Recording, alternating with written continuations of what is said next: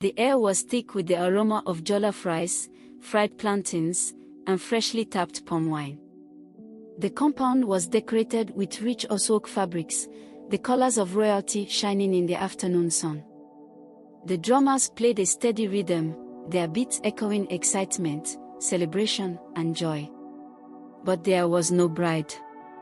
Tolu sat in her car, still wearing her wedding dress. Tears rolled down her cheeks. Her phone vibrated for the 100th time, Akin's name flashing on the screen. She didn't answer. With one deep breath, she turned the ignition and drove away from the life that could have been. Lagos never sleeps. Horns blared, danfos swerved, traders called out their best prices, and Afrobeat music blasted from car speakers. Tolu, a brilliant, ambitious lawyer, stepped out of her law office. She was fearless, independent, and determined to make a difference. She had just returned from the UK after studying at King's College London. Her passion: fighting for the rights of women and children. And then there was Akin. Akin was a software engineer, a young genius in Lagos' rising tech industry. He was the kind of man who could build a company from his laptop. Smart, hardworking, and deeply rooted in Yoruba traditions. They met by accident one rainy evening at a small cafe. Tolu had spilled hot coffee on Akin's laptop. "Oh my God. I'm so sorry," she gasped. Akin looked at his laptop, eyes wide. "Do you know how much this laptop cost?" Tolu panicked. "I'll pay for the damage." But Akin burst into laughter. "Relax. It's just coffee. But now you owe me a date." She blushed. He smiled. And that was the beginning of something beautiful. Their love was instant, powerful, and unstoppable. Until tradition came between them. One Saturday, Akin took Tolu to Ibadan to meet his parents. She was excited. She wore a stunning oswok dress, her gele tied perfectly. She greeted everyone respectfully, kneeling slightly as Yoruba custom required. But the moment Mama Akin saw her, something changed. "You studied abroad?" she asked, her tone sharp. "Yes, Ma," Tolu answered with a smile. "I studied law in the UK." Mama Akin frowned. "A woman who knows too much forgets her place." Tolu's smile faded. Akin squeezed her hand under the table.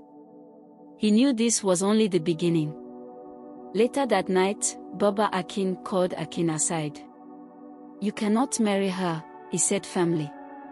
"She is not wife material. Baba, she is educated, respectful, and she loves me." Akin protested. "She does not come from a family of warriors," Baba shot back. "In our lineage, we only marry into families with deep Yoruba roots." Akin was speechless. His father believed in ancient traditions, that their family must only marry descendants of warriors. Tolu. She came from a family of scholars, not warriors. She was unworthy. Tolu noticed the tension every time they visited. "A lawyer." Mama Akin scoffed. "So when my son wants to discipline his wife, you will take him to court?" Tolu was heartbroken. Akin defended her every time. But she could see it was tearing him apart. One evening, Tolu finally asked Akin, "How long can we fight this?" Akin sighed. He had no answer. One night, Baba Akin gave his final decision.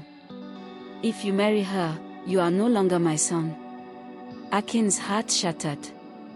He had always honored his family. But how could he leave the woman he loved? Tolu held his face in her hands. "I love you, Akin," she said softly. "But I will not make you choose between me and your family." "So what do we do?" Akin whispered. She took a deep breath. "We walk away," and pray love finds us again, in another life." A single tear rolled down Akin's face. And that was how they broke up. Years passed. Tolu became one of Nigeria's top lawyers. She fought for women's rights and built a name for herself.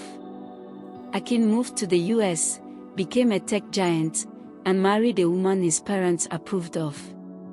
But in quiet moments, he would check his phone, scrolling through Tolu's achievements, his heart heavy with regret. One day, at a business summit in Dubai, they met again. Tolu was giving a speech. Akin sat in the audience, watching her. Their eyes met. The love was still there. But so was the past.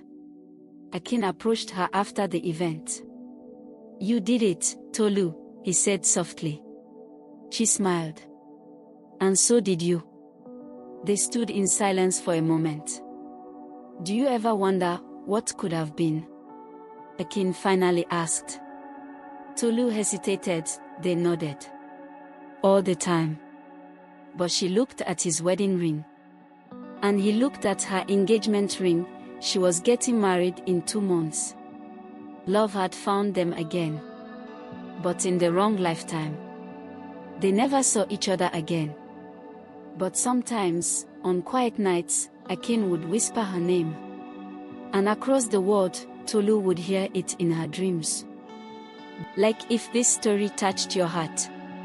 Comment, have you ever had to choose between love and family? Let's discuss. Subscribe for more deep and emotional Yoruba and African storytelling. Share this with someone who believes in true love.